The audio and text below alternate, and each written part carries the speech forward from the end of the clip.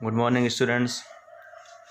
हम एक्सिलरी का सेकेंड भाग यानी मॉडल की शुरुआत करेंगे आज। वर्ब के दो भाग होते हैं, मेन वर्ब और एक्सिलरी के दो भाग होते हैं, हेल्पिंग वर्ब और मॉडल। तो मॉडल में हम आज बात करेंगे कैन की। कैन का मतलब होता है शकना, यानी जब वाक्य में आखिरी में सकता शब्द आता है तब उस कंडीशन में हम कैन का प्रयोग करते हैं। फॉर एग्जाम्पल, वह गाना गा सकता है, यानी इस टाइप के सेंटेंस जब आते हैं तो ऐसी कंडीशन में हम कैन का प्रयोग करते हैं। अब आप यहाँ पे नोटिस करोगे कि लास्ट में ताहे आ रहा है और ताहे तीये तह के लिए मैंने प्रेजेंट सिंपल की पहचान बताई है, बल्कि पर हमें वहाँ पर इस चीज़ को नहीं देखना है, क्योंकि हमें यहाँ पर देखना है सकता। आगे बात समझ में। अब कैन का प्रयोग किस कंडीशन में करते हैं? कैन एक इनफॉर्मल वर्ड है। जब हम अनुमति ले रहे हैं तब कैन का प्रयोग करते हैं इनफॉर्मल की कैटेगरी में। जब कोई कार्य पॉसिबल हो तो उस कंडीशन में भी हम कैन का प्रयोग करते हैं। जैसे वह गाना गा सकता है, अगर उसके लिए पॉसिबल है, मतलब वह गाना गा सकता है, उसके लिए पॉसिबल है, इसलिए हम यहाँ पे कैन का प्रयोग करेंगे। जब इसको इंग्लिश में ट्रांसलेट करेंगे तो he can sing a song. एक बात और हमेशा ध्यान रखिए आप कि कैन के साथ मॉडल के साथ कितने भी मॉडल आ जाए, सही मॉडल के साथ वर्ब का फॉर्म लगेगा फर्स्ट फॉर्म। और स्ट्रक्चर में आपको बता चुका हूँ प्रत्येक सेंटेंस के कि जितने भी सेंटेंस होते हैं सभी स्ट्रक्चर, मतलब जो स्ट्रक्चर मैंने आपको बताए थे वही स्ट्रक्चर यहाँ पर भी लागू होंगे। आगे बात समझ में। अब ये हमने कैन का प्रयोग करके सेंटेंस अफर्मेटिव बनाया। आप स्ट्रक्चर के अकॉर्डिंग इसको समझ सकते हैं। सबसे पहले हमने सब्जेक्ट लिखा, फिर मॉडल लिखा, फिर मेन वर्ब का फर्स्ट फॉर्म लिखा और फिर ऑब्जेक्ट लिखा।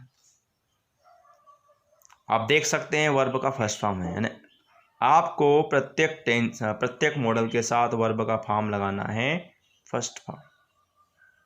क्लियर है? अब मान लो हम परमिशन ले रहे हैं।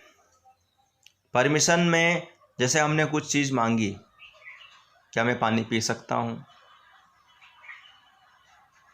Can I drink water.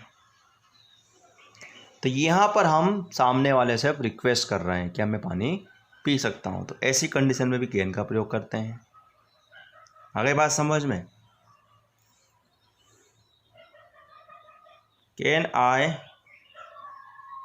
कम इन। अब ये इनफॉर्मल, यानी ऐसी कंडीशन में कैन का प्रयोग करते हैं यहाँ पर जब सामने वाले को हम जानते हैं और सामने वाला हमारे लिए एकदम जाना पहचाना है और हम उम्र का है, हमारे लिए कोई फॉर्मल नहीं है, तो ऐसी कंडीशन में हम कैन का प्रयोग करते हैं। अब ये हमने एक्टिव की बात कर ली। अब अगर ये he can sing a song एक अफर्मेटिव सेंटेंस है, एक्टिव सेंटेंस है, इसका अगर हम पैसिव बनाएंगे तो पैसिव बन जाएगा ए, सेम स्ट्रक्चर रहेगा, a song can be sung by him. Model के साथ आपको बी ऐड करना है, मॉडल वही रहेगा, सिर्फ ऐड क्या करना आपको, बी, और वर्ब का फॉर्म हो जाएगा थर्ड फॉर्म। अब ये जो एक्टिव सेंटेंस है इसके नेगेटिव इंटरोगेटिव सेम जैसे हमने टेंस में सीखे थे वैसे बनेंगे, और इसके भी इंटरोगेटिव नेगेटिव सेम उसी प्रकार से बनेंगे जैसे हमने पैसिव में इंटरोगेटिव नेगेटिव सीखे थे।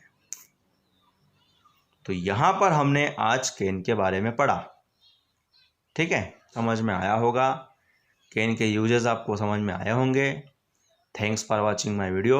Good bye and thank you.